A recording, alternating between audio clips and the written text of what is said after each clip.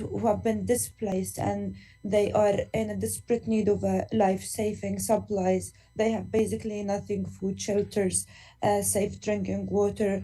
We need to ensure Darna receives sufficient aid in terms of psychological support is still needed for children and parents. It's immediate actually, because we can see parents and children are still traumatized. They cannot speak. The duty of care, we still need to protect the first line responders, because there are a lot of dead bodies that been thrown by sea. Aid agencies are warning of a looming humanitarian disaster as vaccinations are being offered in Libya in an effort to limit the spread of disease. With FSN Spotlight, I'm Simon Marks. To recap the top stories. A blast in Nagorno-Karabakh has killed 20 and injured hundreds more. It comes after more than 13,000 ethnic Armenian refugees have reportedly fled the region. Authorities in Nigeria say 16 students and workers have been freed after they were kidnapped by gunmen last week. A cruise liner captain has been sentenced to 5 years in prison in Hungary over an accident on the River Danube in 2019, which killed 28 people. And Canadian Sikhs have been staging protests against the Indian government in Canada as tensions continue between the countries. That's the latest feature story news. Simon Gaitan reporting.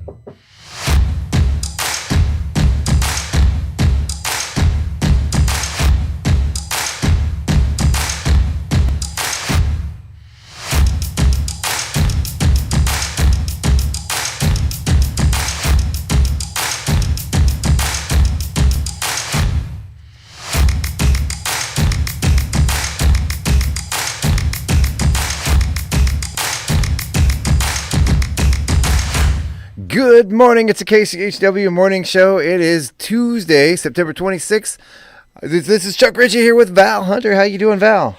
I'm doing good. How are you this morning, Chuck? Good. I almost lost track of what I was saying there for a second.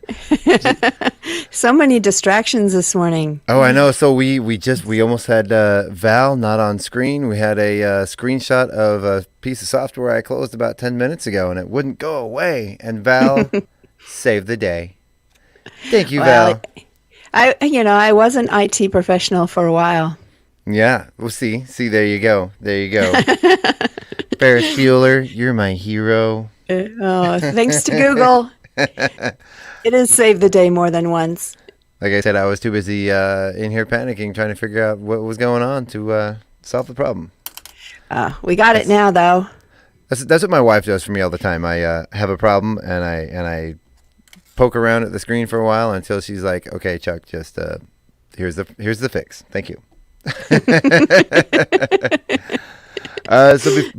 Before we really get rolling into things, I would like to give another thank you to everyone who came to the show last Friday. The show featuring Isaac Tenasket with Tristan Saylor opening up. It was a fantastic show. Another shout out to all of our sponsors. That would be Andy's Sandwich and Sports and Valley Drug Company. Yeah. Yes. Like I said, I think last week when we talked about it, the community always shows up for the radio station and for its local artists, and it's awesome. And you know what happened this show that I believe is true. We sold out that show in 8 days, and I believe that's the fastest the show has ever sold out. Excellent. Good job. With writing sold out on the posters. Because it was the first in the sold out concert series, and I think a lot of people misunderstood the concept of it. To give a little history of that for anyone listening, it was based on we're calling it the Bare Naked Ladies theory. Okay. You know the band, the Bare Naked Ladies. They were having trouble selling tickets. They couldn't figure out what to do. So one of the band members was just like, let's just write Bare Naked Ladies on the posters. Then people will show up. So they did, and what it did was it created a lot of confusion and interest in what was happening, and they started selling out shows because they started writing Bare Naked Ladies on the posters, and then eventually changed their name to Bare Naked Ladies. I like it. So it was kind of the same thing. You put sold out on the top of a poster, and people with a question mark, and people are like, what in the world? And then they'll look into the artist, and decide to buy a ticket. There you go. Well, you've got to create the illusion of scarcity. Yep. That's right. Right? There you go. I should try that with my art. Sold out. There you go. The last round's been sold out. You better hurry. I've also got another announcement to make before we get really into the show here, and this one I'm very excited about. We have finalized the plans for our Christmas radio play. Oh. Ooh, yes, yes, yes. And we're putting out a call for auditions. The radio play is going to be the classic Christmas Carol. Oh, how fun. Yeah, yeah. I think there's lots of great sound effects. There's lots of great options there for doing over the air on the radio. So that will be 3 performances total. One is going to be the December 15th. It will be 7 p.m. That'll be on the air, on the radio. And then the 16th and 17th will be performances in the theater, the actual Performing Arts Center.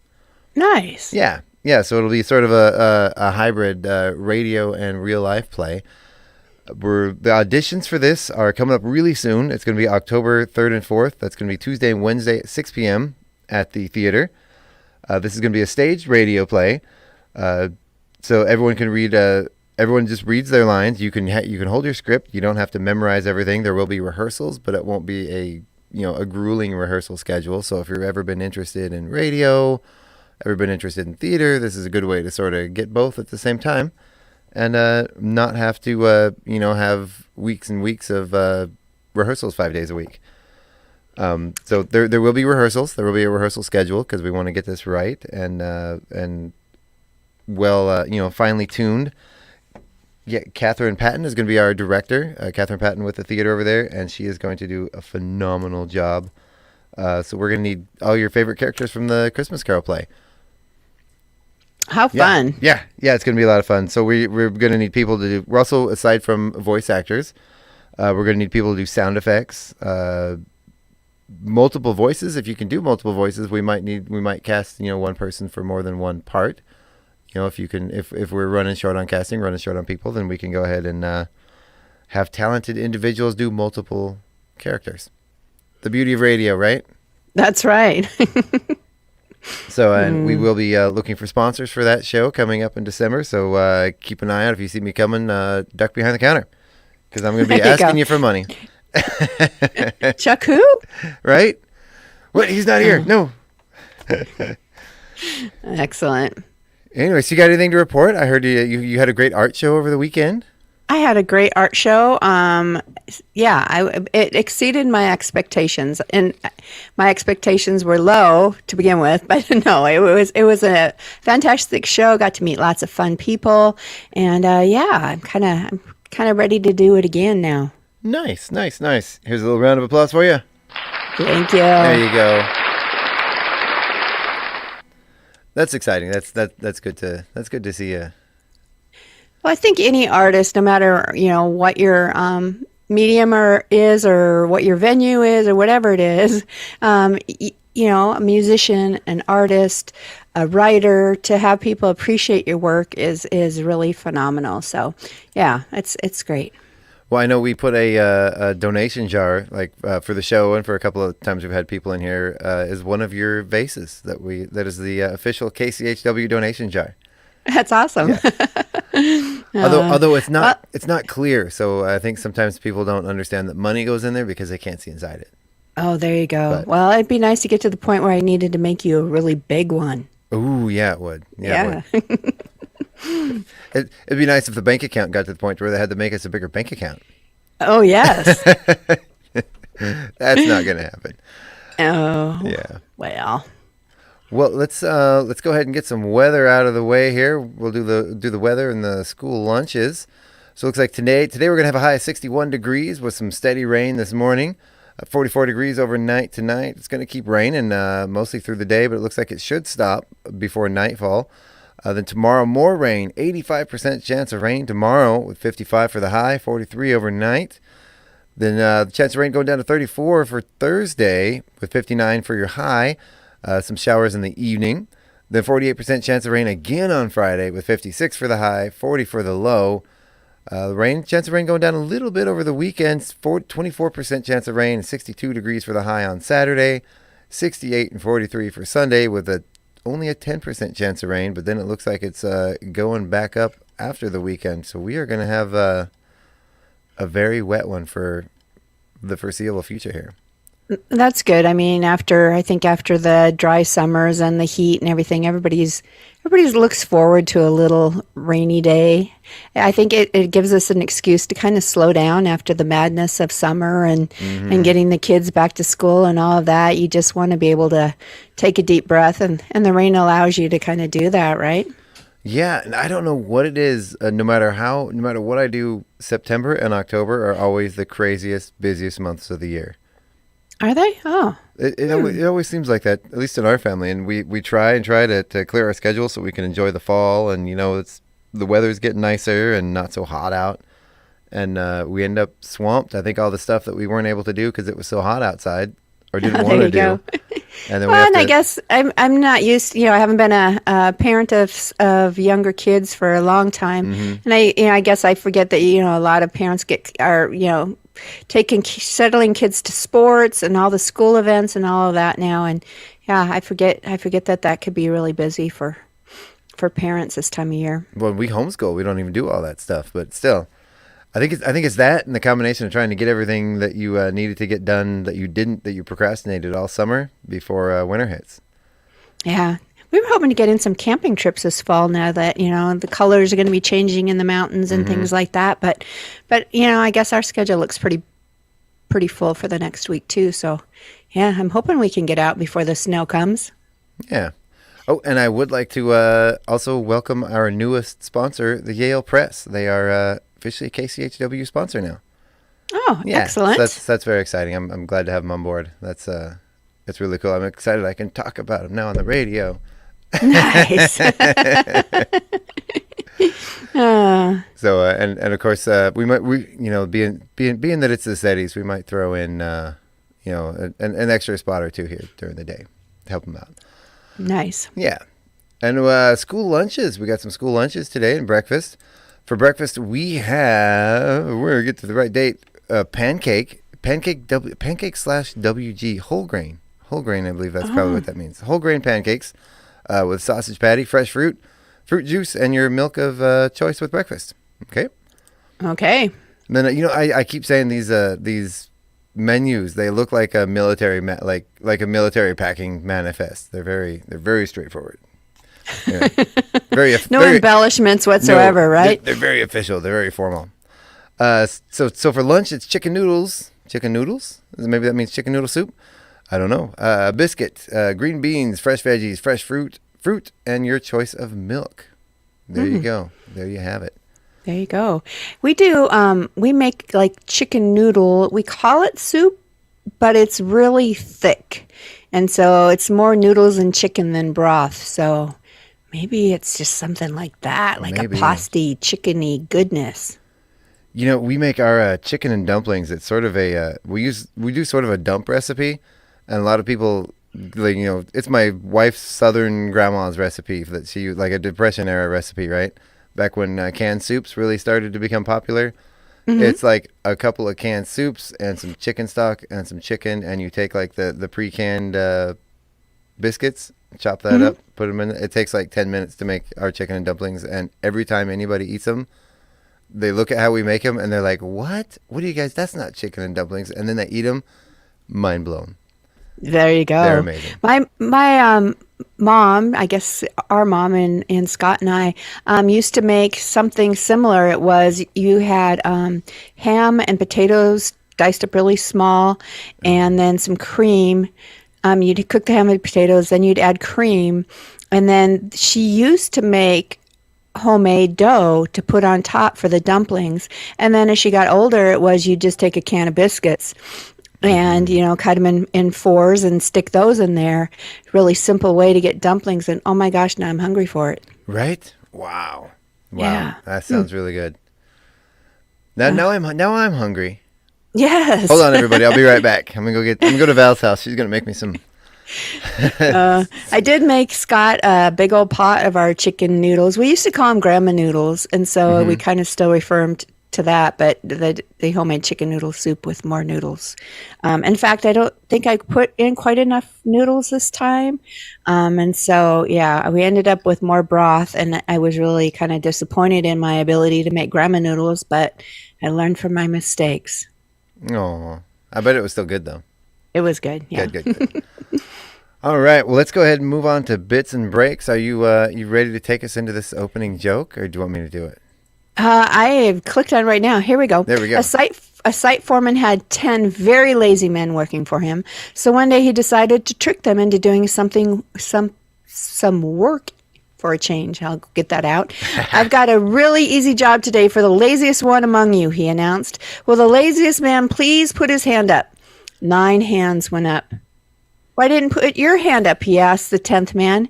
And the man replied, too much trouble. Meh. I got a little thing in my shoulder. Yeah. I think he found his laziest man, didn't he? Oh, I hit my laughter button, but I didn't have the slider up. You didn't give me a laugh for that. Here, I'll give you a late one. There you go. There we go. The laugh track. Better late than never. It's a bad one.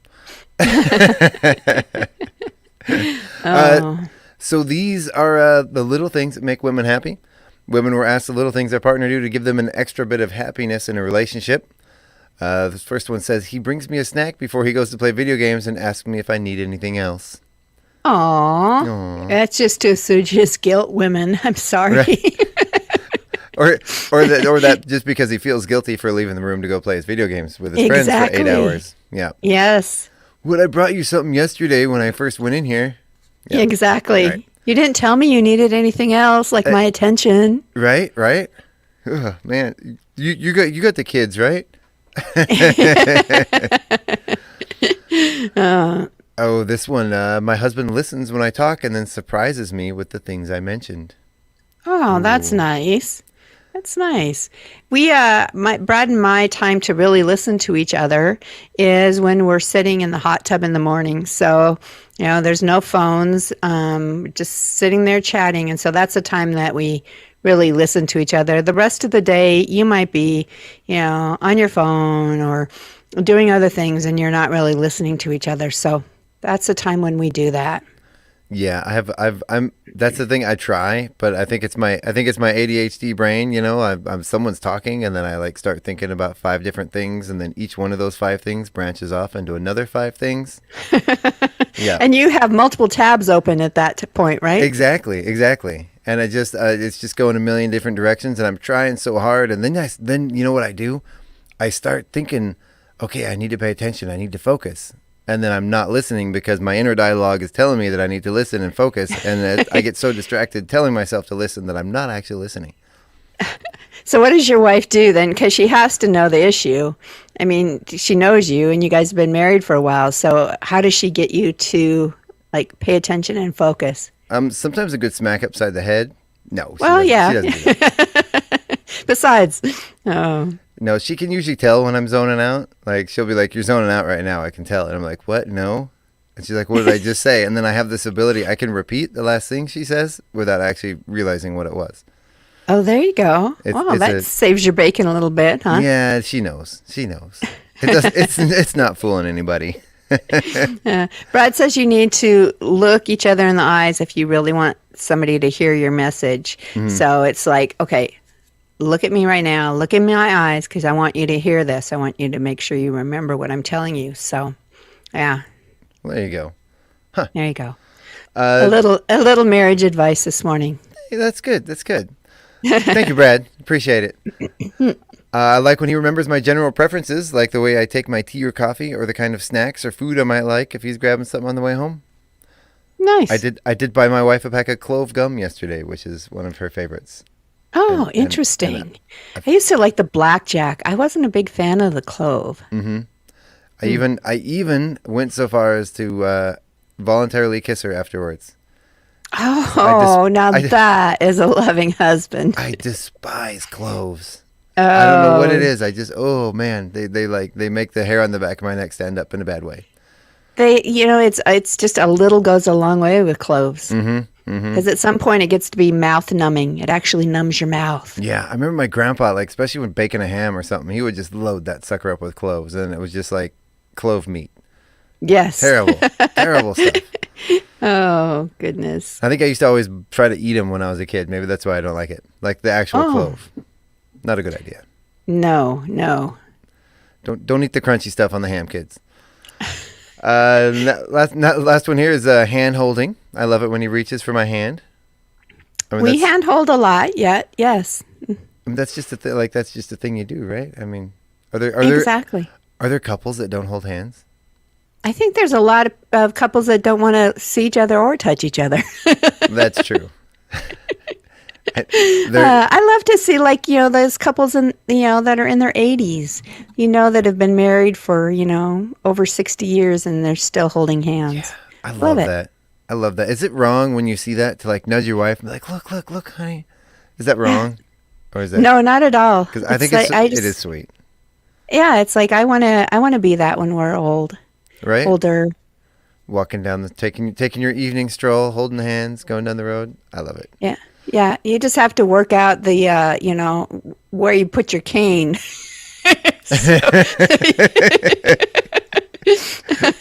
keep them on the outside. Keep them on the outside, guys. There you go. So anything else he does? Anything else Brad does for you that you're willing to share?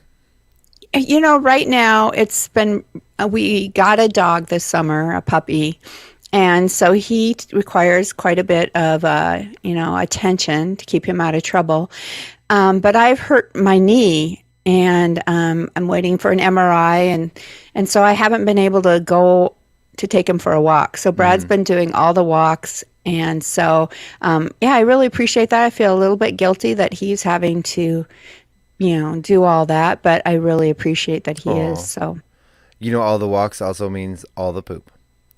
Well, we're out in the country, a long drive, so big field, so we don't have to worry about that part of it. And you can so. Good. Because I think if he was having to pick up after the dog, it might be a different story. He didn't change diapers. I don't think he'd be picking up with his hands the doggy do.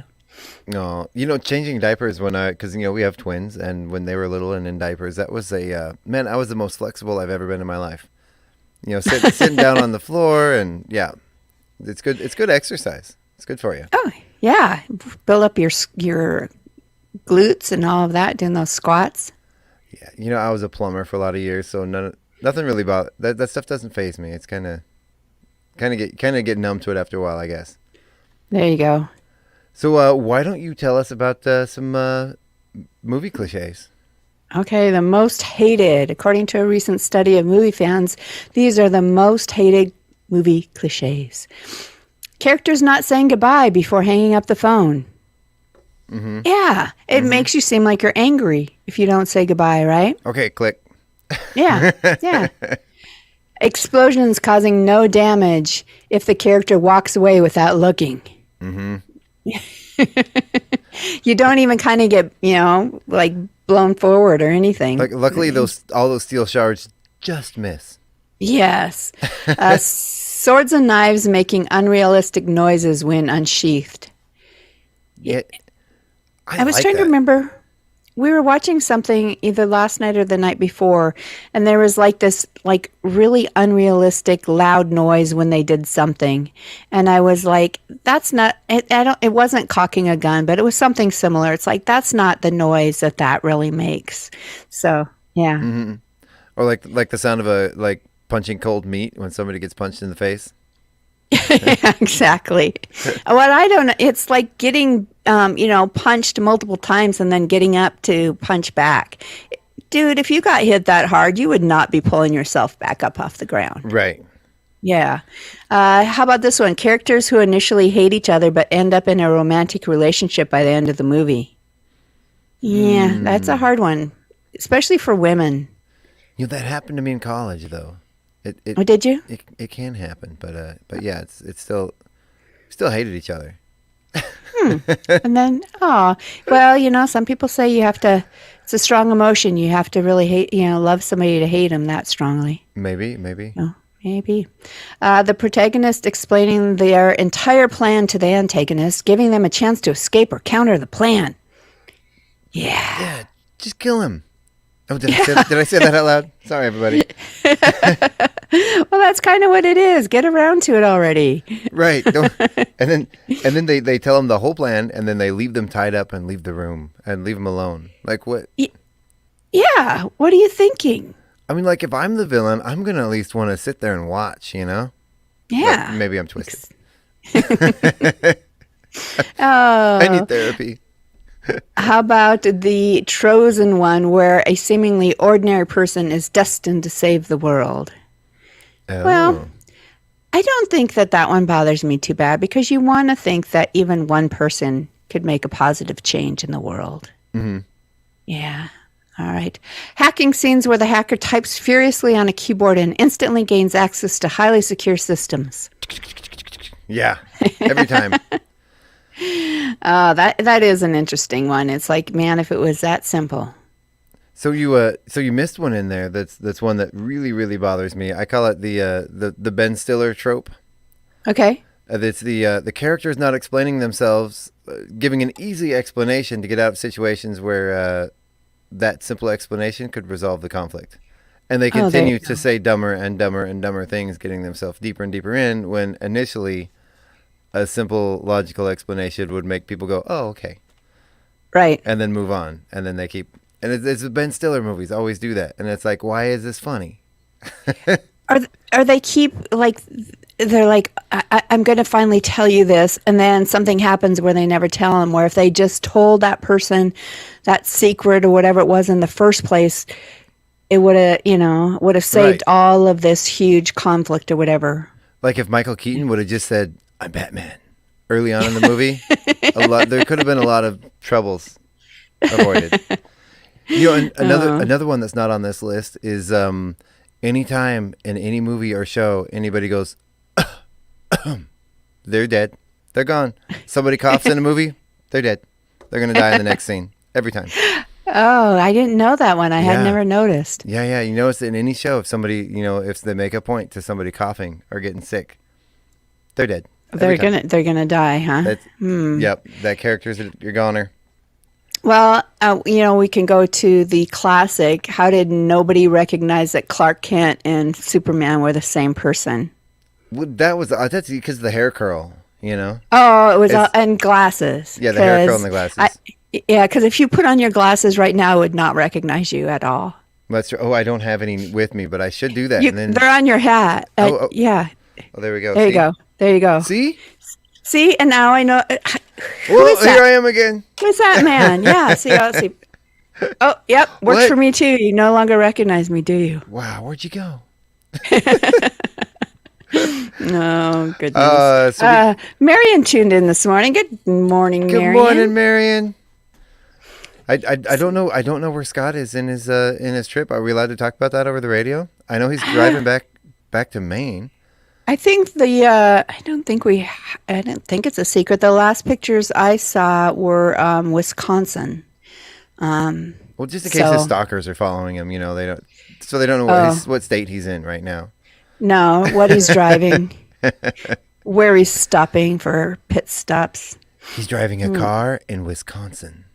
Yes, Yeah. somewhere in Wisconsin. I have never been further than Minneapolis, Minnesota, east.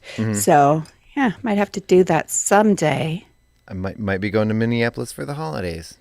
Oh, nice. My stepdaughter just bought a house there, so All right, a little easier trip than go back up to Alaska. and not quite as far as Wisconsin or Maine. Right. God, it's not as far, is it? So the next section here we have lip prints. So this is about what your lip prints say about you. If you apply lipstick and leave your kiss print on a piece of paper, you can find out what your lips are really saying. Okay. So if you have a thick print and full lower lip, you're straightforward and you keep your opinions to yourself and you save your friends' feelings. Oh. If you have a full heart-shaped mark, you know what it means to be a true friend. You're always upbeat and great at keeping secrets. Okay.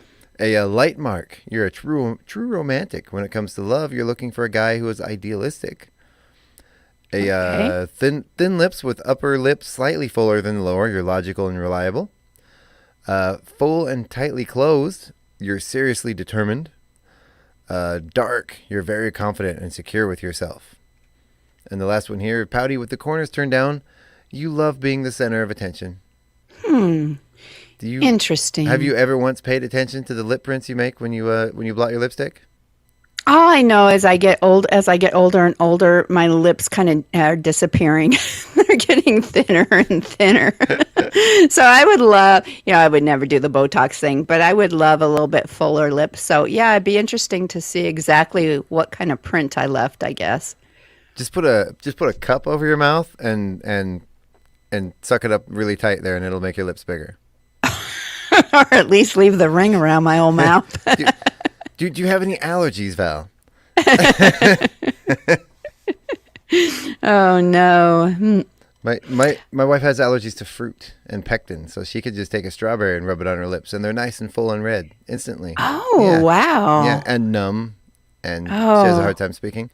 Yeah, it's fun. So is there hidden pectin and stuff though? Because I mean, like there is in like people that are allergic to soy or whatever, there's soy in everything. So is there pectin in a lot of things you wouldn't expect it to be? There is, actually, and it's not even so much, she's not allergic to pectin, she's actually allergic to birch. And it creates a weird, it's a sort of a well-known effect in the medical community that it's like a cross allergy sort of thing where she's not actually allergic to that, but because of the other allergy, her body responds to it as if it were the birch allergy. Oh, interesting. Because they're similar in their properties, I guess, something like that. I don't know. I'm not a doctor. You just play one on TV. That's right. Yeah, I don't have any food allergies. I mean, I have some light allergies. A couple different foods that kind of make my mouth burn just a little bit, or that give me indigestion or whatever. But no true food allergies. Mm-hmm. I didn't get all the allergies like my brother. So I get nice full lips if I kiss a cat. oh Yeah. well, there is that. I had a cat sneeze in my eye one time. Ooh. Oh, it was not pretty. It Yeah. really hurts. Yeah. So, anyway, should we go on to go dumb ahead. tech support dumb calls? tech support calls. Yeah, go ahead. All right. Next time you call your company's IT tech support department to fix a problem, make sure your question isn't one of the following. A survey of over 1,400 IT managers has revealed a list of the dumbest questions people have asked. Ooh. Okay. All right. Why isn't my wireless mouse connected to the computer? Keyword there being wireless. Right? My laptop was run over by a truck. What should I do? Get a new one. Kiss your data goodbye. Right? Wow. How do I read my email? With your eyes? Yeah. Can you reset the internet for me? Wow. Is my computer's firewall an actual wall of fire? Ooh, that might take the cake for dumbest questions. People out there don't think that, do they? I guess if you don't know, you don't know, right? I guess, yeah. How about, can you help me download more RAM? Well, our IT people might not understand, non-IT people might not understand what RAM actually is. Mm-hmm. So it is a piece of hardware that goes inside your computer. You can't add more just by downloading it. Right. And how about if I shake my laptop, will it remove the viruses? Yeah, go ahead. I'll stand here and watch. Being an IT person, we called things like this an EBCAC error. An EBCAC error? A PEBCAC error, sorry, PEBCAC error, which was the problem exists between chair and computer. So, are you giving away trade secrets right now? Yeah. I had some really interesting ones working in IT. One of the ones that I remember specifically is I had one of the people call me and say that something's wrong with my keyboard. Whenever I touch like one key, it types it like 20 times and I don't know what's wrong. And so I'm thinking a lot of times, there would be a book on the edge of the keyboard and cause it to do weird things like that. And so I go down and I was in a school, so I went down to the classroom and I'm looking around. There's no book on the keyboard and just trying to figure out what it is. And I happen to pick up the keyboard and water poured out of it. Oh. Yeah. So, and And she goes, "Oh, I didn't know the water spilled in my keyboard." Sure. Okay, sure. Right.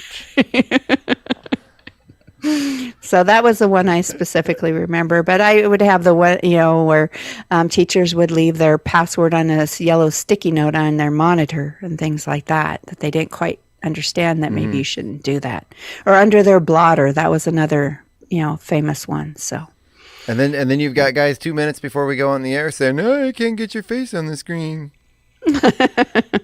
And you help everybody Well, out. that was an issue that normal thinking wouldn't have fixed. It wasn't like it was a simple error. It was some weird thing that happened in the settings that probably was a result of an update, right?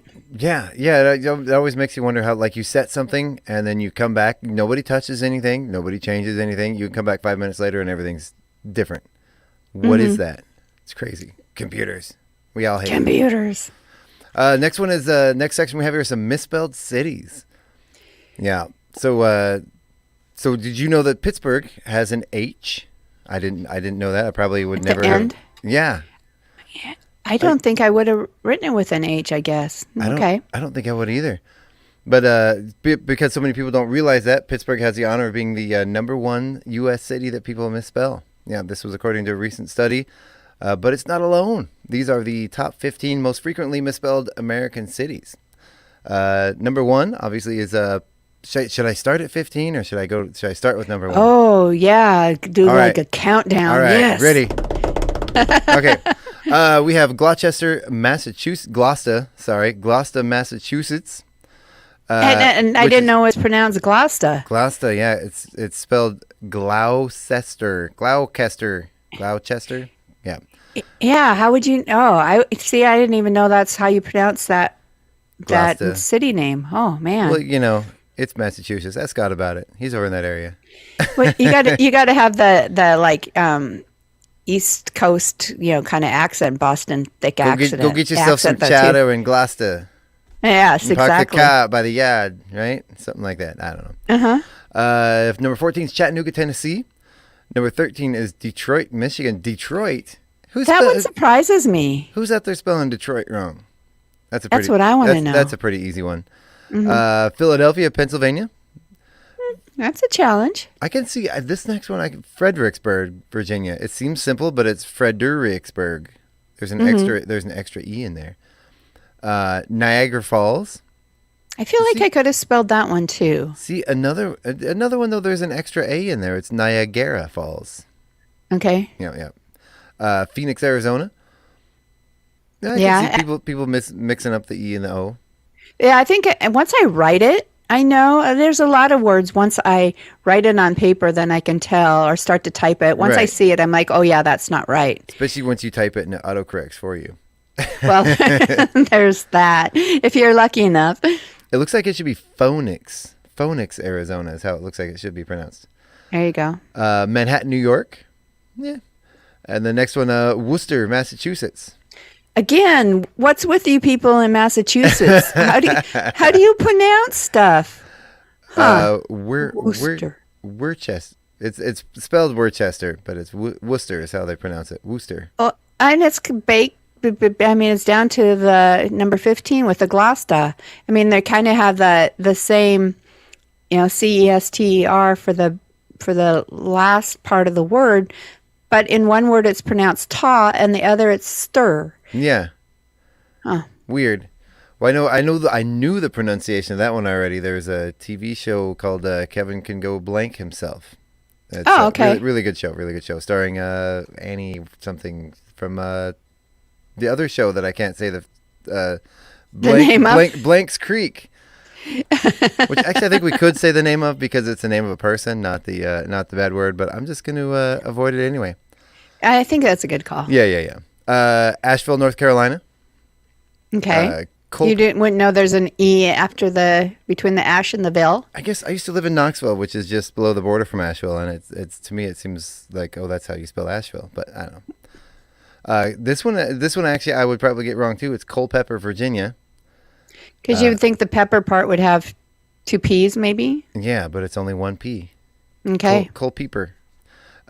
This one, of course, obviously Albuquerque, New Mexico. Who could spell Albuquerque Right, unless right. you live there? I, And I, even if you live there, could you spell it? I can remember when I was a kid because my sister was older than me and not a great speller, and I used to go around behind her, chastising her and teasing her with words that I could spell that she couldn't. And Albert, because as a kid that was a big insult. So yeah, I would follow her around spelling Albuquerque to her. Oh, you evil person, right? you. I'm such a bad influence. Cincinnati, Ohio. Cincinnati, Ohio. Okay, and then Tucson, Arizona. Okay. And it was number 2, and of course we all know number 1 is Pittsburgh, Pennsylvania. And some of these are the most misspelled around the world. I'm just going to read through these real quick. It is, and hopefully I'll get them wrong. It's Tbilisi, Georgia, Częstochowa, Poland, Oaxaca, Mexico. That one I knew how to pronounce. Szczecin, Poland, Gloucester, or I guess that would be Gloucester, England, because it's spelled exactly the same. Launceston, Australia, or Launceston, Australia. I want to know though if the Massachusetts Gloucester and the you said it was England. I want to know if they pronounce it the same way or if they have different ways of pronouncing it. Well, I think that Boston accent is sort of a the holdover of the English accent and how it sort of evolved over time combined with American culture. So I think there is some English, some British accent roots behind their accent. It could be. I Yep. could be wrong. I'm probably wrong. I usually am. Just ask my wife. Dubrovnik, Croatia. Dusseldorf, Germany. I can see that one. Reykjavik, Iceland. See, I feel like I could spell Dusseldorf though. Yeah. All right. Don't look. Spell it. Dusseldorf. Wow. Good job. That was really, really impressive. Oh, thank you. You get a ding ding. Okay. Oh, yay. Yay. And then the number 1 is I don't know if I can pronounce this. Ljubljana, Slovenia. Ljubljana. I don't know how to pronounce it. Well, and I So I feel give like up. some of those cities that we went back to in the first place, it's like you would think people would have trouble just spelling like Massachusetts. Right. Because that would be a tough one too. I think Pennsylvania maybe, but you could maybe work it out. But it's like why aren't all the states like we had the Mississippi one? You learned to spell that as a kid, right? MISSISSIPPI. Exactly. That's So you had those little things that helped you remember Mississippi, but Massachusetts didn't get anything like that. MASSACHUSETTS. It doesn't flow. It just though. doesn't flow off your tongue, right? Okay. Yeah, Mississippi's an easy one to say. Yeah. Anyway, so we went ahead. Let's go ahead and do some local birthdays here. I've got our local birthday calendar. We have, what is the date today? It is the 26th. That's what I thought it was. We have one set of names on our birthday calendar today, and it's not a birthday. It's an anniversary. Cindy and John Wilmoth have an anniversary today. Happy anniversary, everybody.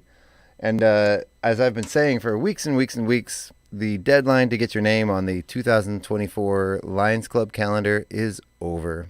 You missed your window. Oh, man. I got a phone call last night. We were in Spokane, had a day out with the family and doing some shopping and hitting all the thrift stores because that's always a fun thing to do, especially before Halloween, trying to find stuff for costumes, Right. And I got a call at like 7 o'clock at night from somebody from the Lions Club saying, you didn't submit your calendar information to us. But luckily I got it in at the last minute. Oh, by the skin of your teeth. We keep joking about we're going to start a production company and call it Skin of Our Teeth Productions. Because I tend to do everything at the last minute. Just ask anybody who's had anything to do with me the last 2 months. Well, you've kind of, had a brand new venture going the last couple months and, trying to learn what's all that? the ins and outs of the radio station. So You mean like with zero radio experience other than sitting in front of a microphone saying, okay, here, run a radio station now. exactly. But Are you like, sorry, I raised my hand for that one? right? No, actually, it's been a really, really awesome, amazing experience, and I'm glad I did it.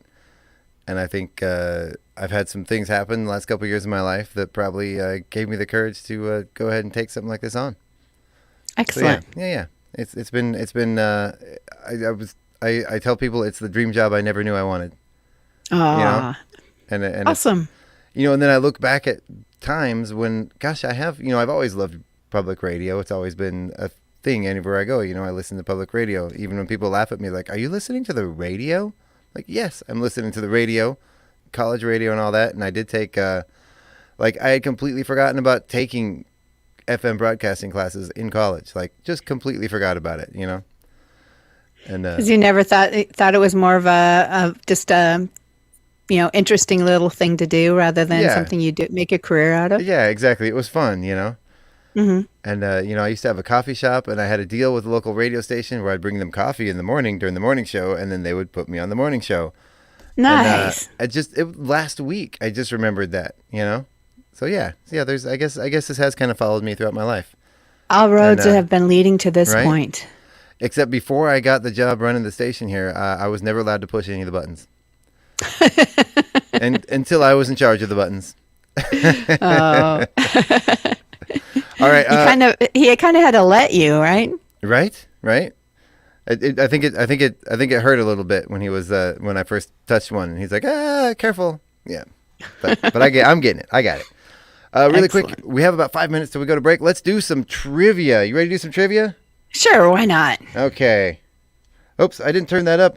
I was going to do it. It's too late. The moment's passed. So there's a little hum in our board, and I keep turning my little sound effect thing down, and then I push the sound effect button. And we don't get the sound effects because I have the slider down. Womp, womp, womp. I'll just make my own. So many things to remember. Right. Okay. First one. 5% of adults do this at least twice a day.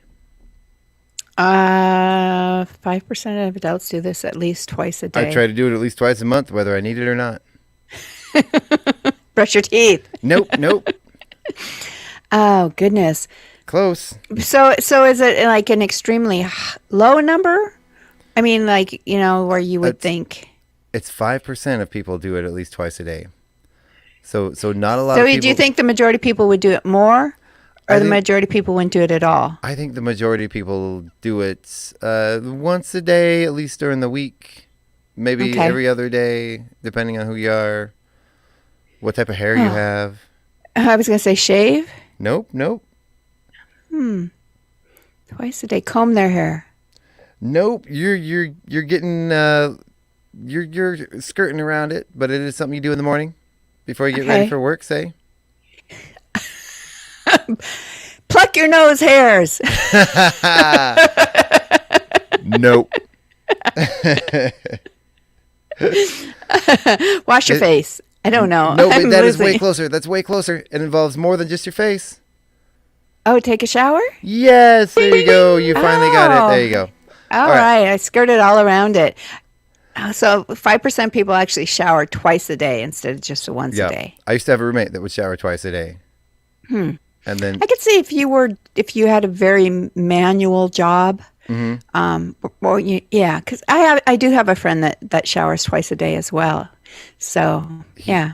Well, he showered twice a day, and he would iron every day before we worked construction together. He would iron his work pants and he always wore the same pants and a white T-shirt, and he would iron them every night before work the next day.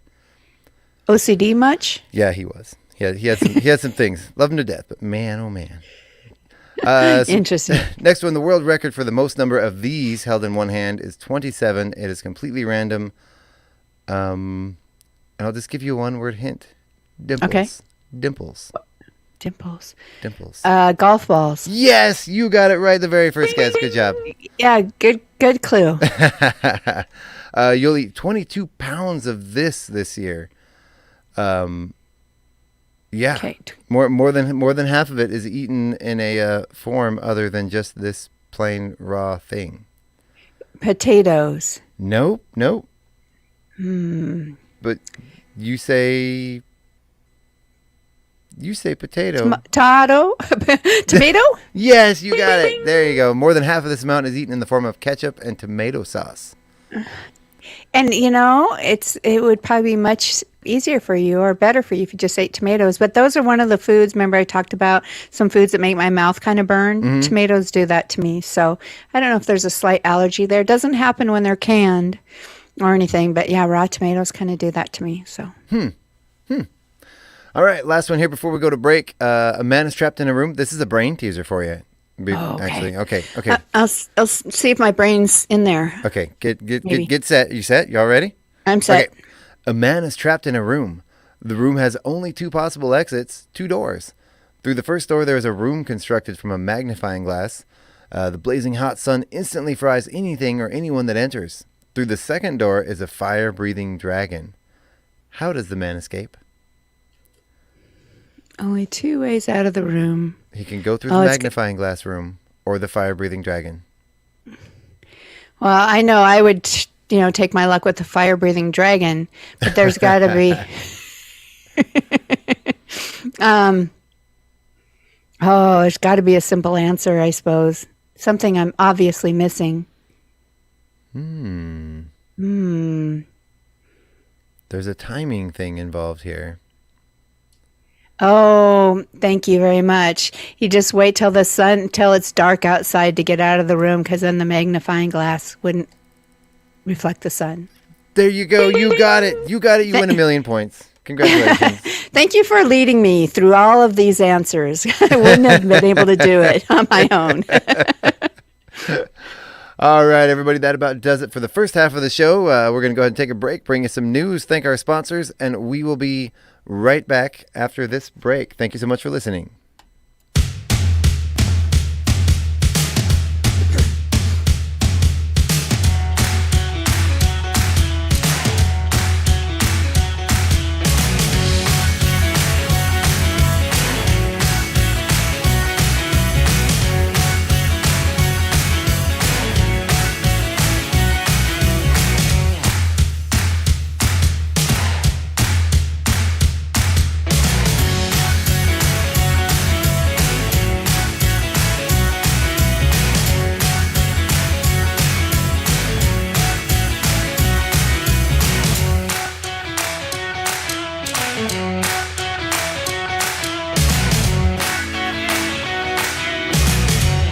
It's 8:16.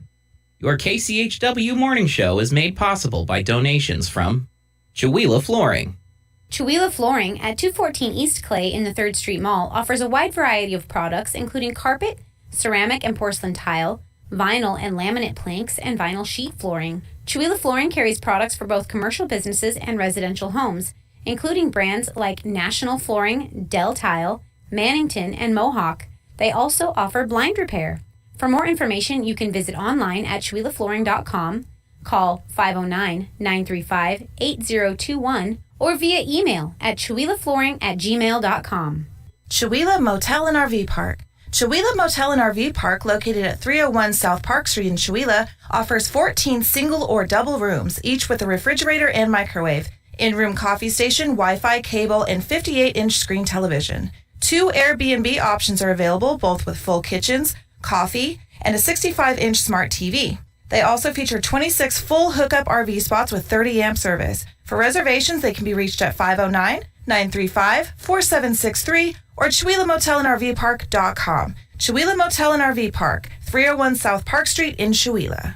Your KCHW morning show, made possible by a donation from God-Fearing Brothers Auto Center. God-Fearing Brothers specializes in auto services, including repair, maintenance, and detailing. They also stock a full selection of tires, make glass repairs, offer towing, and have an auto sales lot on the corner of Highway 395 and Main Street at the light. For more information, you can visit the Auto Service Center at 806 East Main in Chihuahua. Find them online at godfearingbrothers.com or by phone at 509-935-6414. KCHW-FM thanks God-Fearing Brothers for supporting public radio in Stevens County. This is KCHW, Chihuahua, 102.7 FM. You're listening to 102.7 KCHW, Chihuahua. The Public News Service NOAA Newscast, September the 26th, 2023. I'm Mike Clifford. A federal judge has blocked a 2022 Arizona law that voting rights advocates say would have made it harder for some Native American voters to vote. House Bill 2492 required that all registered voters provide proof of a physical address to cast a ballot. But the Native American Rights Fund contends more than 40,000 homes located on reservations don't have a physical address. Staff attorney with the fund, Allison Neswood, says they're pleased with the decision, which ensures that citizens living in tribal communities can vote. Wanting to make sure that, that this a new law that's sort of targeting the specific structural issues that Native Americans face was really important, I think, for the tribes who participated in the case and who brought the issue forward and wanted to make sure that these addressing issues didn't get lost. Neswood explains the judge's ruling means the bill's addressing requirement must be liberally interpreted so that no one is required to have a standard street address in order to vote. This also means a voter's identity can be verified at the polling place using an Arizona-issued ID that lists a P.O. box or any tribal identification document. I'm Alex Gonzalez reporting. Now from Forbes, the U.S. travel economy could lose nearly $1 billion for every week the government is shut down. That is according to a new analysis for the U.S. Travel Association. The trade group pointed to a recent Ipsos survey indicating 6 in 10 Americans would cancel trips or avoid flying in the event of a shutdown. Forbes reports as the narrowly split U.S. Congress bumbles its way toward a September 30 deadline, industry officials are not mincing words. Each day that passes will cost the travel economy $140 million. And skills for reducing violence are becoming essential in schools. At the beginning of the school year, students at a Washington State high school participated in a workshop aimed at doing just that. More now from Eric Tegenoff. The Alternatives to Violence Project mostly works in jails and prisons around the world. This time, Evergreen High School in King County was the host. Roger Cluck is head of the Projects for a Civil Society, the Puget Sound area organization that offers the training locally. He says the COVID-19 lockdown is still affecting kids' behavior. The kids have lost social graces, social skills, social emotional skills. They don't know how to get along with each other after not being in the classroom for long periods of time. Cluck's organization wasn't able to offer the workshop to all 1,000 students at the high school, so it was just for ninth graders this year. To have enough staff, Cluck says they put out an international call. 3 facilitators traveled from New Zealand and 3 traveled from Kenya to participate. This is Public News Service. Thousands of U.S. auto workers remain on strike, and the walkout is being felt in states like Minnesota. A rally was scheduled this morning in the Twin Cities suburb of Plymouth, where the car company Stellantis has a parts distribution center. Employees there, as well as from a GM parts facility just across the Wisconsin border, are part of the nationwide strike. The Minnesota AFL-CIO was among the groups hosting today's rally, and Union President Bernie Burnham says local workers are telling her that a lot of the contract fight has to do with helping new workers. These newer workers are getting a different system of pay. They get benefits, but their pay is to the point where sometimes they have to have a couple of jobs. She reiterates what UAW leaders have argued, that CEOs at these automakers are taking in big profits as workers push for better pay and benefits. Some companies at the center of the strike have called the walkout unnecessary, arguing they've made stronger offers than what union leaders are claiming. I'm Mike Moen. And a new report questions New York City Mayor Eric Adams' latest budget proposal. It deals with the city's influx of more than 110,000 migrants. The cost for housing the migrants is the reason Mayor Adams is warning city departments to be prepared to trim 15% from their budgets if state and federal funds aren't provided soon. But a report from the Fiscal Policy Institute takes issue with Adams's proposal. Executive Director Nathan Gustorf says a 15% cut would mean $2 billion less for New York City's Department of Education and just under $1.5 billion for the Department of Social Services. And he questions the timing. Needless to say, those are essential agencies that all New Yorkers rely on, but they're also particularly important in terms of providing services and aid to the migrant population and helping to move things along and remedy the effects of this. The report also questions Adams's estimates of the cost associated with the migrant population. I'm Deborah Van Fleet. Finally, Shantia Hudson lets us know it's almost time to select health insurance for the coming year. In Georgia, that means starting research now and getting acquainted with options. Open enrollment dates are a little different depending on your type of coverage. Employer-sponsored coverage enrollment typically takes place between September and December.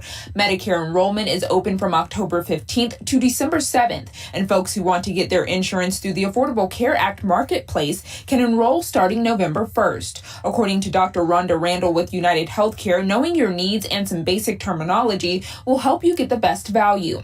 I think it starts with learning the language. You know, the health insurance term can be complicated and some of them can be confused for others. So things like deductibles, co-pays, co-insurance, premium. This is Mike Clifford for Public News Service, member and listener supported. Here's a great radio stations on your favorite podcast platform. Find our trust indicators at publicnewsservice.org. KCHW is online at kchw.org. Listen to the live stream, find out about station events, memberships, local weather, and volunteering. You're listening to KCHW 102.7.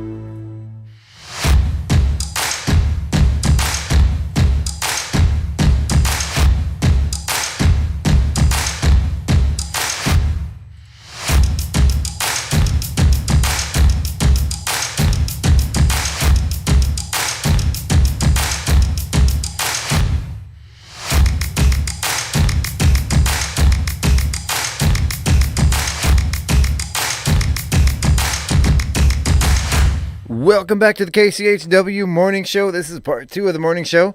We're back with Chuck and Val here on Tuesday. How you doing? How was your break? Did you have a good one? I did. I filled up my coffee cup, which is, really important. I like the mega-sized coffee cups. I don't know why. My coffee usually gets cold before I finish it all, but I still like the big cups. They just feel good in your hand. They're nice and warm. Yeah. Ooh, somebody needs to get you an insulated mug for your birthday. Yeah, but the insulated mugs usually, well, I guess some of them are kind of cool looking. I just like, one that speaks to me aesthetically. Mm-hmm. Yeah, I don't know. I'm weird about my coffee cups. I like, of course, I'm drinking out of a paper cup today because running late this morning, but I like I like a simple metal. I've got one that's just, it's a handle and it looks like a typical mug, but it's metal and it's insulated and it's my favorite. Nice. Plain and boring, just like me. No, that's not true at all. I have played with the idea of, people will put artwork on tumblers and stuff, but I don't want, it has to be a special tumbler. So when I find one that I like, I'm probably going to add some sort of artwork to it and then, put on a good old coat of resin or something. So yeah, it's going to happen maybe, and it'll probably be insulated maybe. So yeah. But I always feel like you have to have two, though, and they have to be dishwasher safe. Yeah. Because, especially with the lids on some of them, there's all the cracks and crevices. You want to be able to throw that in the dishwasher, make sure it gets clean. Yeah, that's why I like a simple one. Like mine, it just has a hole. There's no moving parts. There's no nothing. It's just you just throw it in the dishwasher and clean it. And let's be honest, if it's not dishwasher safe, it's not going to get washed. Exactly. I have that issue too. Yeah.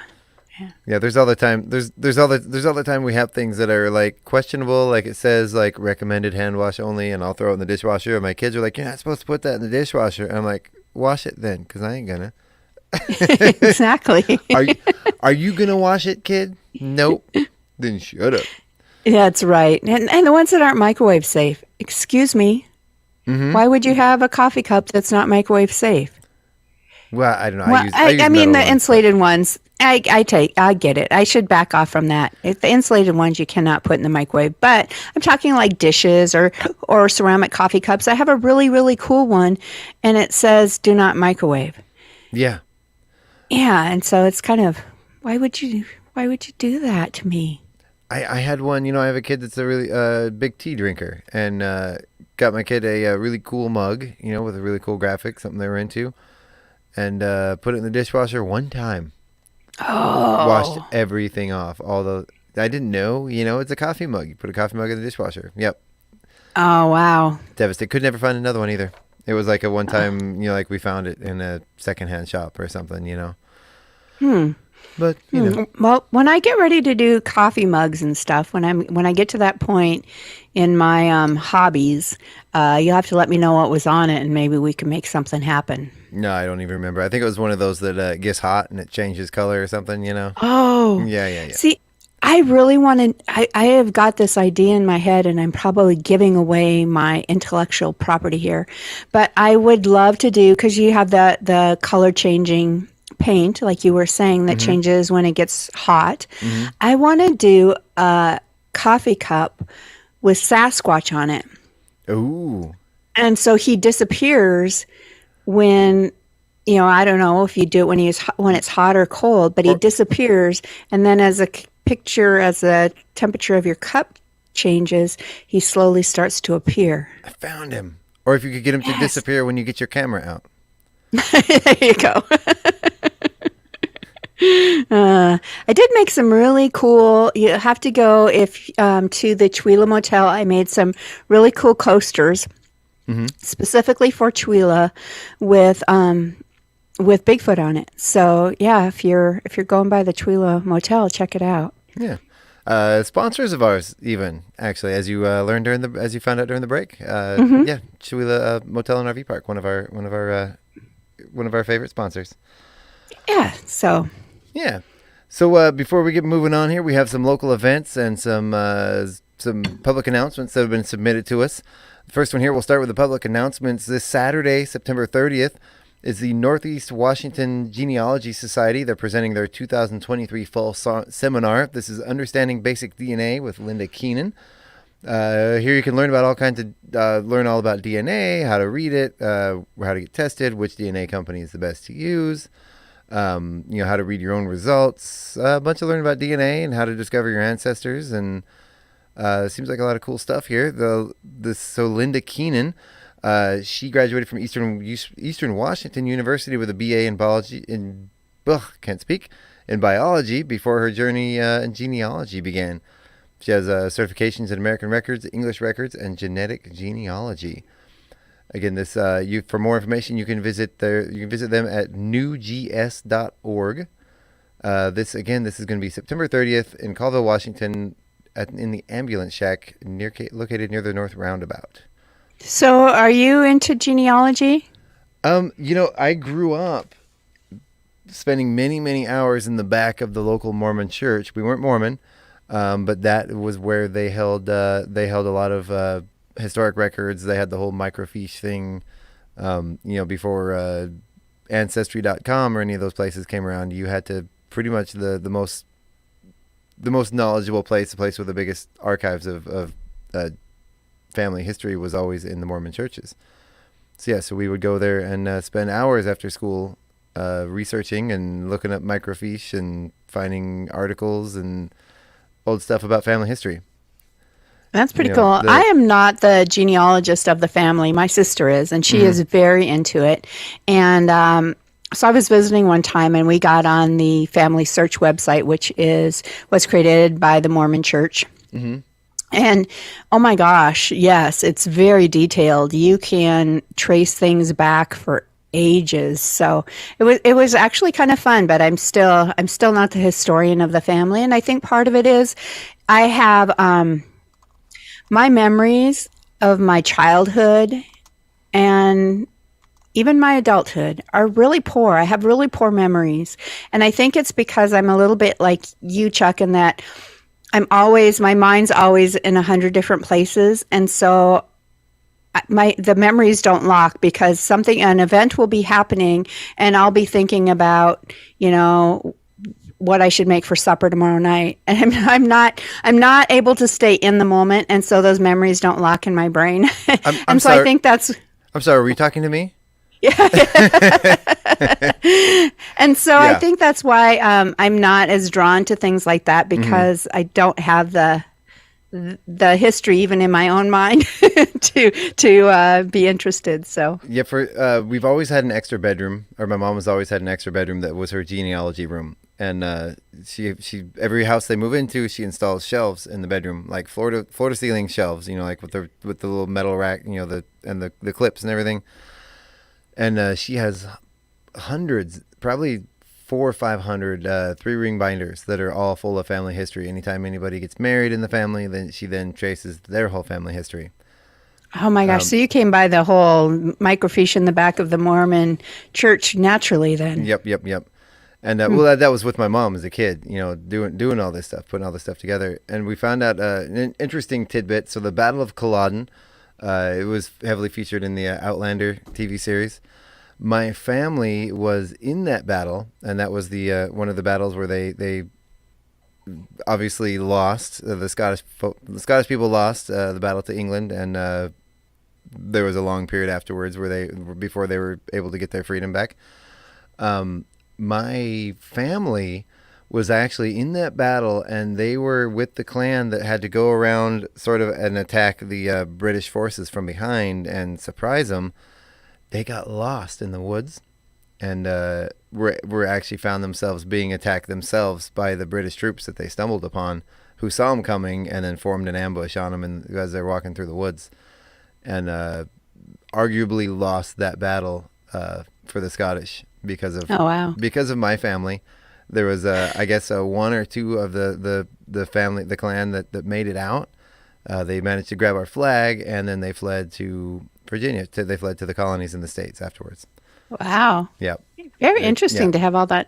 Kind of fun to have all that. They were Jacobites, and then they came to the U.S. I think they settled in Virginia. One stayed behind and sort of integrated into one of the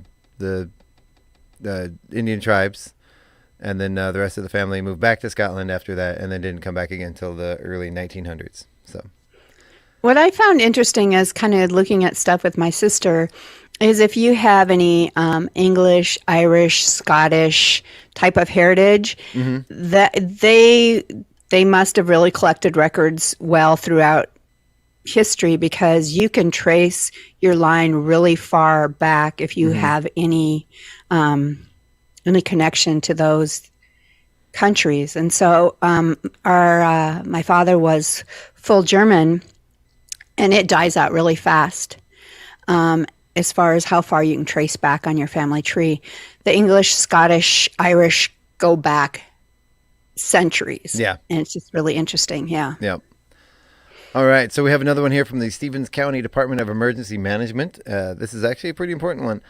They're offering free community emergency response team or CERT training. This is October 16th through the 19th at the Northeast Washington Fairgrounds.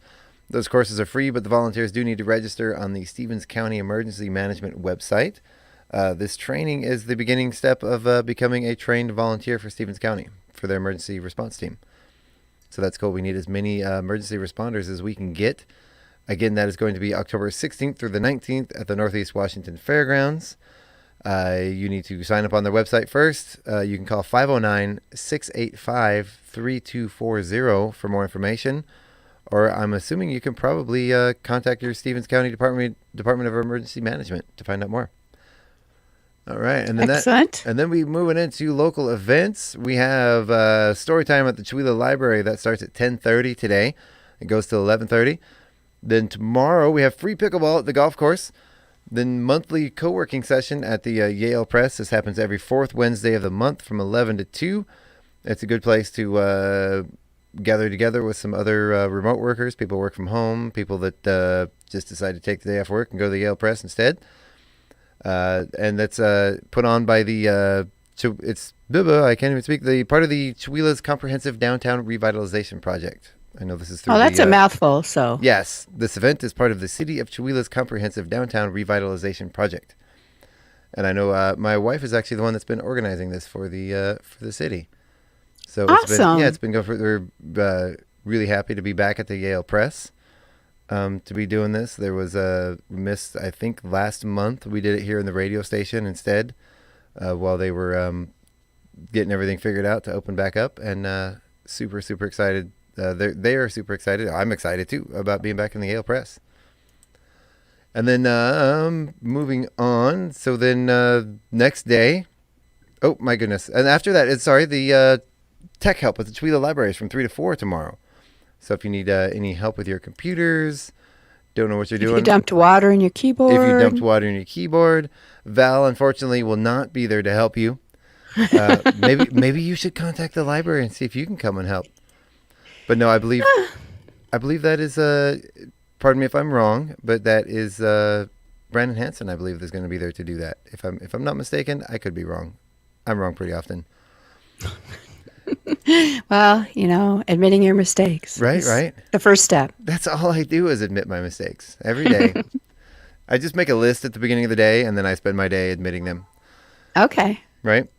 So then tomorrow, this is a cool one. Tomorrow at 5:30 is a community dinner. This is a special community dinner to thank the volunteer firefighters and to show support for SETI's Ace Hardware employees, families, and friends. This is a free community potluck. It is right there on Main Street, right there in the middle of the street. It's a free community potluck. You can bring your favorite dish. They will provide the meat, utensils, plates, napkins, tables, and chairs. So bring a side dish. That's pretty cool. That's a community-wide potluck. That's actually really cool. Let's just cross our fingers for a break in the rain, a little window of dryness there. Oh, I know. That's going to be, it's supposed to rain. Hopefully not. And then let's see, what do we have coming up after that? We have tomorrow from 5:30 to 7:30. This is another cool one. This is the first event. This is the monthly mingle.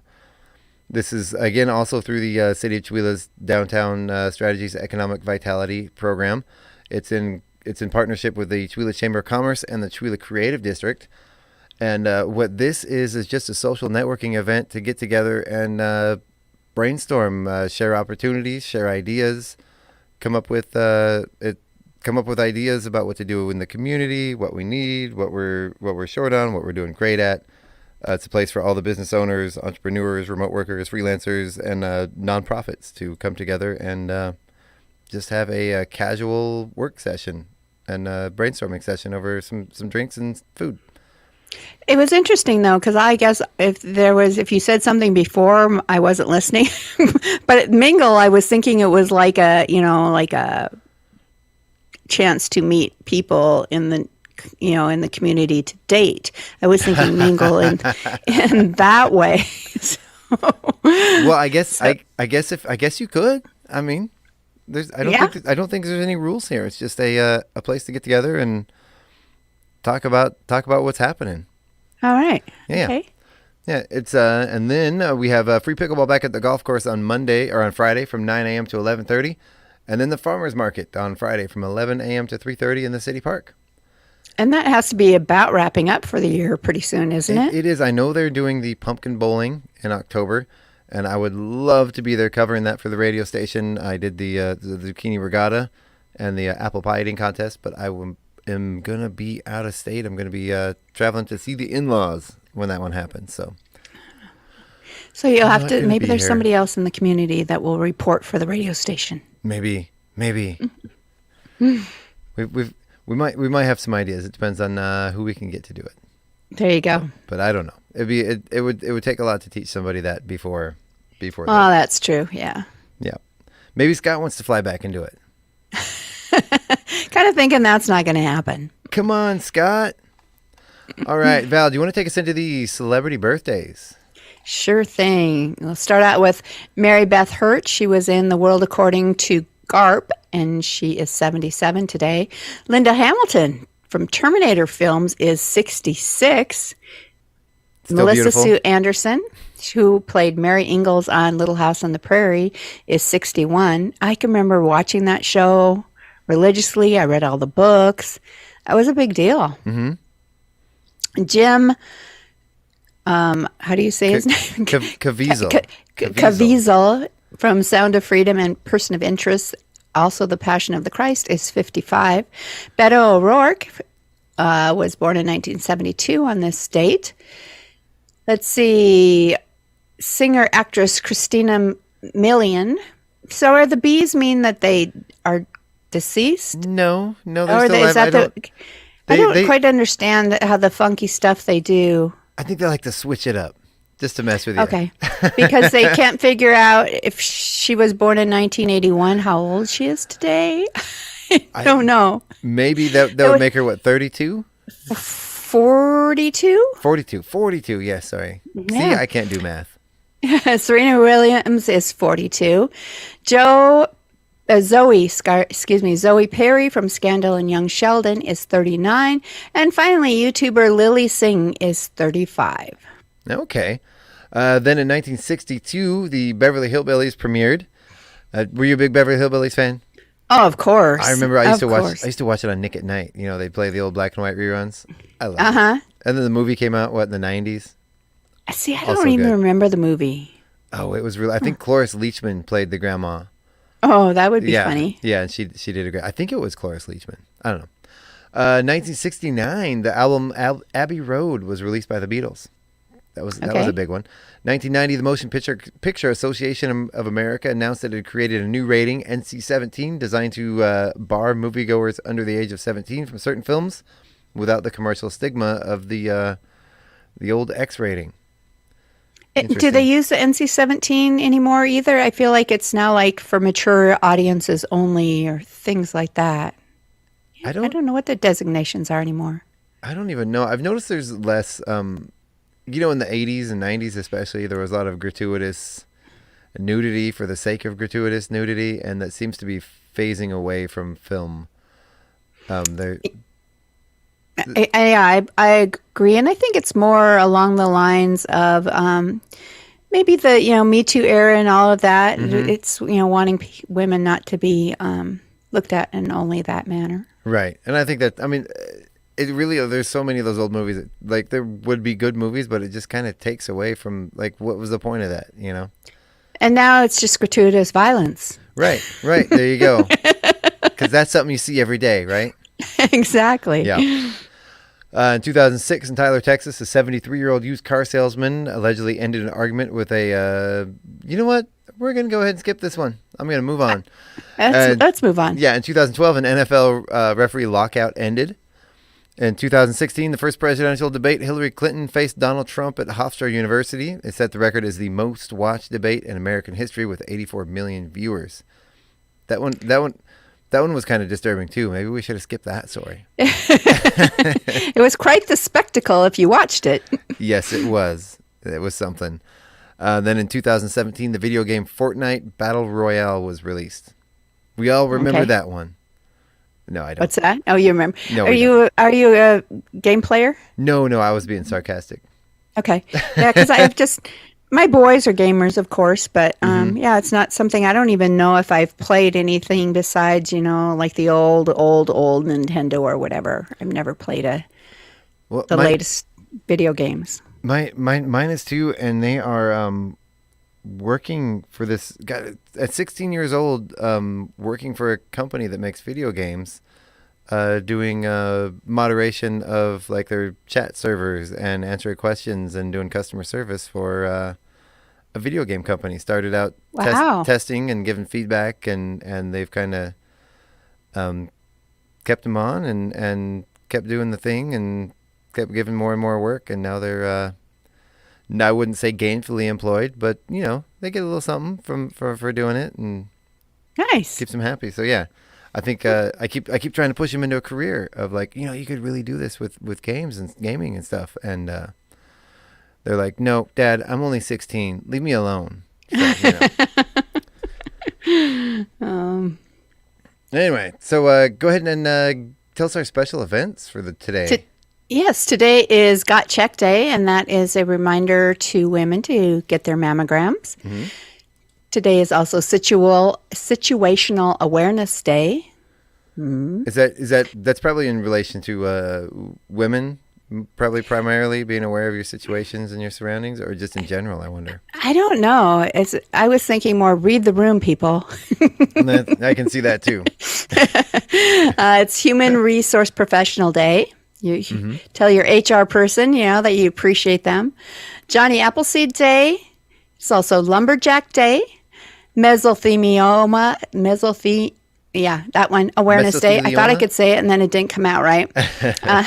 It is Better Breakfast Day.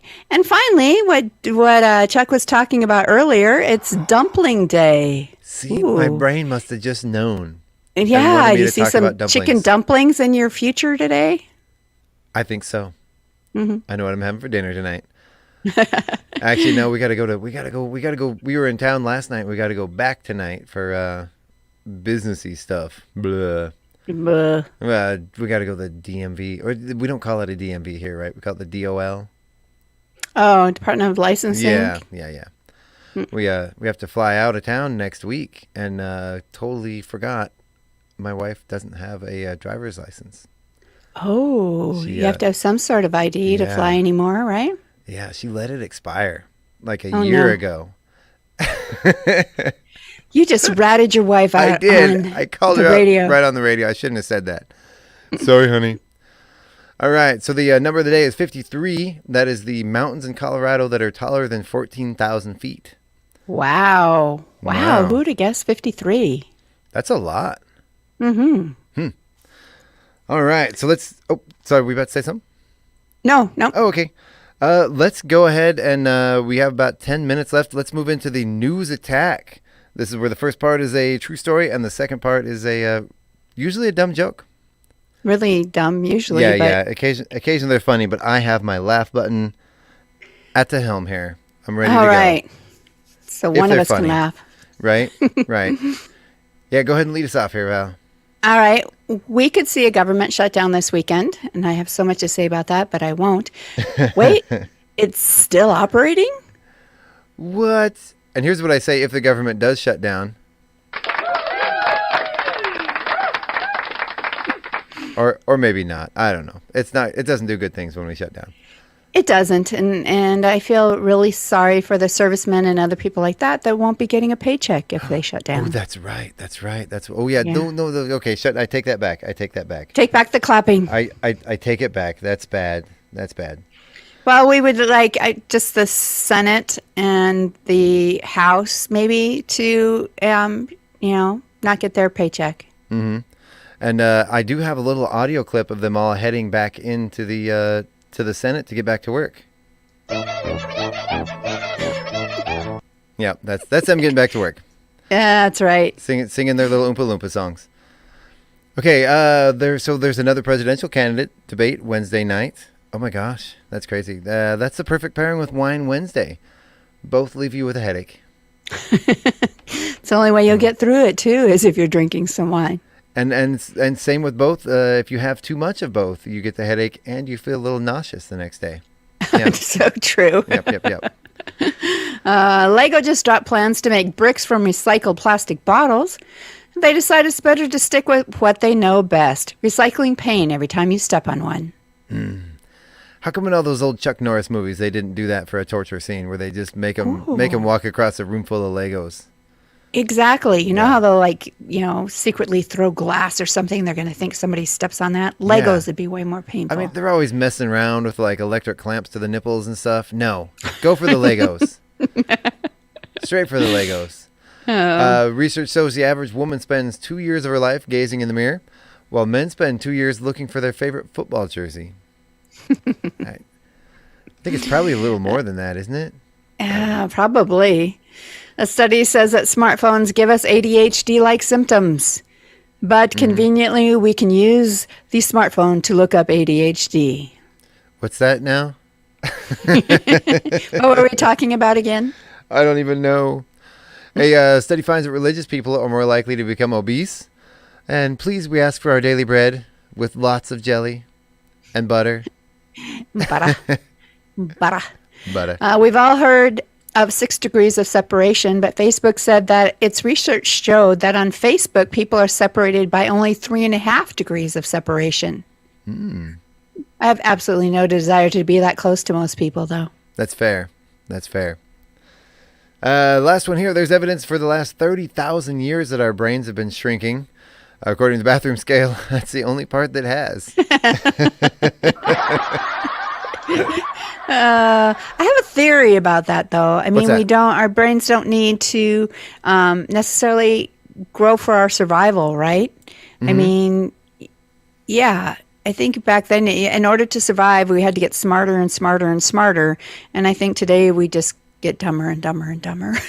Yeah. Well, it's like, the movie Idiocracy has really, truly become a documentary.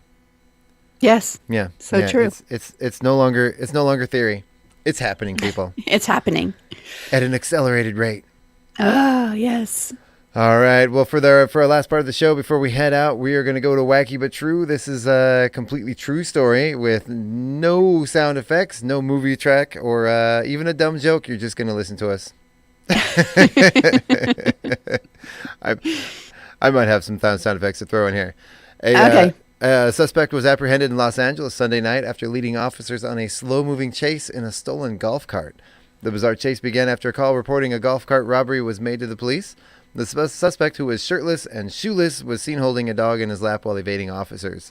The chase reached speeds of about 19 miles an hour before the suspect was finally cornered in a parking lot. Oh. Wow. That's maybe. Oh. Yeah.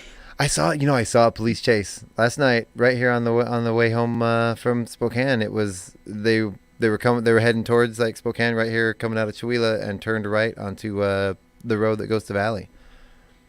A Yeah. real bona fide car chase? A bona fide car chase. Yeah, it seems like they were just going highway speeds though. I'm not sure if it was an actual chase or the person just didn't understand there was a cop trying to stop them. They're supposed to pull over. Like they were just driving normal speed. It wasn't like a high speed chase, but yeah, they turned and started following him up the road. Huh. Yeah. Check your rearview mirrors occasionally. It was the most exciting thing to happen to me. How about in Germany? A thief attempted to steal a painting from an art gallery. The criminal was about to make his getaway when he decided to take a selfie with the artwork. Unbeknownst to him, the flash from his phone triggered the gallery's silent alarm. Police arrived at the scene as he was walking out of the museum with the art tucked under a long coat. Wow. That's just dumb. Was he then going to post it on Facebook, maybe? I don't know, but I have a button for that I don't know what it does, but I think it might be appropriate. Okay. No, that's just a laugh. So, I mean, this kind of is proof of the shrinking brain. Right. Of humans. You know, and as much as I love my phone, and I truly am addicted to it, no question, it really is making us dumber, isn't it? It is. Mm-hmm. Yeah, it really is. But we have. Does it make us dumber, or do we just get lazy because we have all the collected knowledge of the entire history of humanity in our fingertips? We definitely don't have to remember stuff like we used to, right? We don't have to remember phone numbers. Mm-hmm. We don't have to remember, how to get somewhere. We definitely rely on it a lot. Are we getting dumber, or is there just so much more information in there that none of it all just kind of crowds around for jockeys for position, and none of it really comes to the forefront? I like that theory. We're just so smart, we don't know what to do with it anymore. That's got to be it. Crook in Tokyo this time decided to rob a convenience store, but was caught in an unexpected way. Actually, not unexpected at all coming from Tokyo, I would think. After nabbing the cash, he went straight to a nearby karaoke bar to celebrate. A couple of officers were in the karaoke bar on a break when they received a description of the robber and busted him as he was halfway through a song. Man, at least let him finish the song. Yeah, man. Get him as he's going off stage. I wonder if he was doing like Elvis, Jailhouse Rock, or something along that line. Oh, that's good. In Germany, a woman pulled off a successful bank robbery, getting away with thousands in cash. However, the urge to return to the scene of the crime was just too much for her, and only a few weeks later, she was back in the same bank branch. Only this time, she was quickly identified by a bank employee who called the police. And since she had worn a ski mask the last time she was in the bank, it wasn't her face that gave her away. Witnesses say the bank robber had an unusually large backside and powerful thighs. In fact, one employee said he'd never seen anything quite like it, and there was no doubt in his mind it was her. The cops found a ski mask and a handgun in her jacket pocket and placed her under arrest. Wow, that's crazy. To have a recognizable booty. Right? Huh. That's what you get. Wow. Next one here. In Virginia, a man was caught with a loaded gun in his carry-on bag at the Reagan National Airport. He blamed his wife for packing it. The man was found with a .22 caliber pistol loaded with 5 bullets when the X-ray unit alerted TSA officers. The gun was then confiscated, and the man was cited on state charges. I'm kind of thinking maybe his wife knew what was going to happen, and she set him up. Honestly, that's not my bag, baby. Exactly. See, it's not mine. See, now we're just making our own movie effects. That's right. We can do it. In a remote island off the coast of Queensland, Australia, dingoes are becoming a growing concern for residents and tourists. The island has almost as many dingoes as people. Recently, tourists got video of a daring dingo swimming out to their unoccupied boat and stealing various items, including a handbag containing a muffin, chips, chocolate, and pork rinds. Authorities are warning everyone to take food storage seriously, as dingoes are known to open unsecured iceboxes, food containers, and trash bags. Are they like the bear of Australia? The dingo ate your lunch tray. Dingo stole my baby. Last one here. A guy in Scotland attempted to steal cattle while dressed as a cow. Because nobody's going to notice you now. He's a genius. His plan was to... Shrinking brains, I'm telling you, shrinking brains. His plan was to blend in with the herd and lead a few cows away. Fortunately for him, the real cows weren't fooled and began getting agitated. Their unusual behavior actually attracted the attention of the farmer, who then promptly called the police. The cow costume-wearing thief was easily identified and taken into custody.